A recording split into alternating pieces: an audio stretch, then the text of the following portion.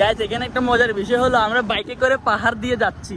এটা দিয়ে কি গ্রিন টি করা যাবে? মানে এতটুকুতে কি গ্রিন টি মেক করা যাবে? আর এদিকে দেখুন দূরের ভিউটা পাহাড় থেকে, যদি আমরা এখনো পাহাড়ের চূড়ায় উঠি নাই। এটা দেখুন পুরো গাছের পাতার মতো দেখতে।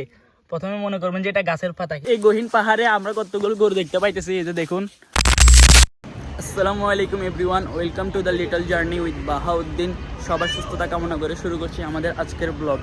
আজকে আমরা যাচ্ছি মূলত রাঙ্গাপানি চা বাগান, যেটা ফটিকছড়িতে। এখন আমি আছি ১৬ শহর রেল স্টেশনে।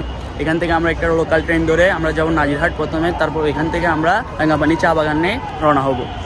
আর গাইস আমরা এখন আছি ট্রেনের মধ্যে। এই যে দেখুন বাইরে ট্রেনের থেকে যে দৃশ্যগুলো দেখতেছি ভাই, আমার থেকে এক কথা অসাধারণ লাগতেছে।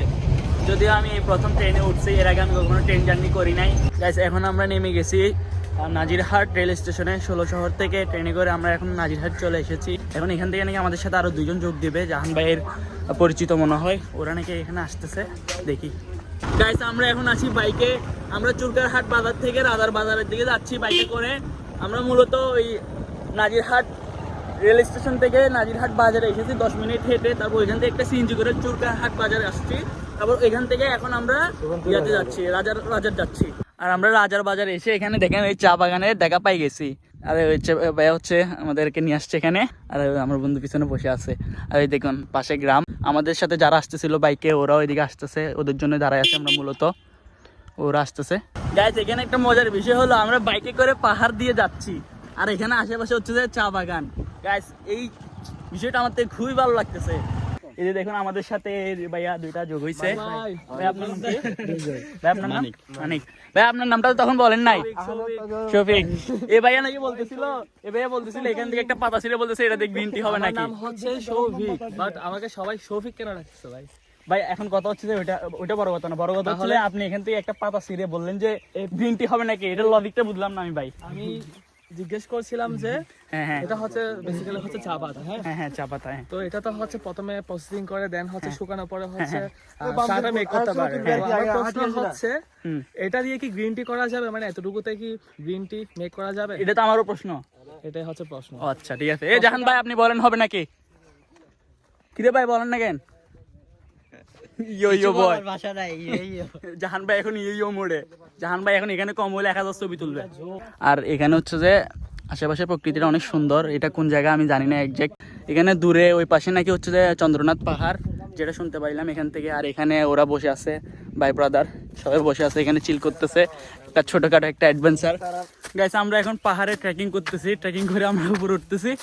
জাহান ভাই আমাদেরকে চা বাগানে নিয়ে আসবে বলে নিয়ে আসছে পাহাড়ে। আর এদিকে দেখুন দূরের ভিউটা পাহাড় থেকে, যদি আমরা এখনো পাহাড়ের চূড়ায় উঠি নাই। তারপর এখান থেকে ভিউটা জাস্ট অসাধারণ লাগতেছে। আর পাহাড়ের সৌন্দর্যই বোধহয় এটা। দেখুন আমরা একবার নামতেছি পাহাড় থেকে, আবার উঠতেছি, ওইখানে গেলে সামনে গেলে আবার উঠবো। বুঝতেছি না আমরা আসলে এক্সাক্ট কোথায় যাবো। ভাই আমরা কোথায় যাবো আসলে? সামনে যাবো, সামনে একটা পাহাড়ের ভিউ আছে, এটা দেখে আমরা আবার ব্যাক দিব এখানে। ও এখানে ছবি টবি তুলবো। ছবি তুলে চলে আসবো এখান থেকে। রাস্তাগুলো কিন্তু ভাই ডেঞ্জারাস। আর গাইস এখানে এসে আমরা একটা অদ্ভুত ধরনের পোকা দেখলাম। এটা দেখুন পুরো গাছের পাতার মতো দেখতে। প্রথমে মনে করবেন যে এটা গাছের পাতা, কিন্তু এটাকে দেখেন এটা হচ্ছে যে একটা পোকা। দেখছেন না? এটাতে কষ্ট না দিই, সোজা করে দিই এটাতে। দেখুন জোস। এই গহীন পাহাড়ে আমরা কতগুলো গরু দেখতে পাইতেছি। এই যে দেখুন, এগুলো কোনো মালিক দেখতেছি না আমরা, বাট এখানে কতগুলো গরু। অলরাইট গাইস, পাহাড়ে ঘোরাঘুরি শেষ করে এখন আমরা আবার চা বাগানের দিকে রওনা হয়েছি। সত্যি বলতে পাহাড়ি আঁকাবাঁকা পথে এই 1.5 ঘন্টার জার্নিটা ছিল বেশ রোমাঞ্চকর এবং প্রতিটি মোড়েই ছিল এক নতুন অভিজ্ঞতা। আমি আপনাদের বলবো এরকম পাহাড়ি রোমাঞ্চকর পরিবেশ পূর্ণাঙ্গভাবে উপভোগ করতে চাইলে মিনিমাম 4 থেকে 5 জনের একটা গ্রুপে আসার চেষ্টা করবেন, এবং সাথে এরকম কাউকে রাখবেন যিনি পাহাড়ের অলিগলি এবং প্রত্যেকটা বাঁক খুব ভালোভাবে চেনেন। অন্যথায় আপনারা যে কোনো বিপদের সম্মুখীন হতে পারেন। আর এখানে বড় ভাই একটা চিংড়ি মাছ ধরছে, দেখি জিরিপর থেকে চিংড়ি মাছ ধরছে। এ খাবেন? এটা আল্লাহ ফরিয়েছে, খাবেন? না না, তো ছেড়ে দেন তাহলে। বিশেষ না, যদি চালান না খাই ফেলবে তাহলে খাই ফেলবে। ছেড়ে দেন। গাইস এই যে দেখুন আমরা আবার পাহাড় থেকে চলে আসছি চা বাগানে। এখানে আমরা এখন বসে রেস্ট নিচ্ছি। আমরা কিছুক্ষণের মধ্যে বাসায় ব্যাক করবো। গাইস আজকের ব্লগটা এখানে এন্ড করতেছি। খুব শীঘ্রই দেখা হচ্ছে আমার নতুন কোনো ব্লগে। সবাই ভালো থাকবেন, সুস্থ থাকবেন। On the road, stay safe, journey safe. আল্লাহ হাফেজ।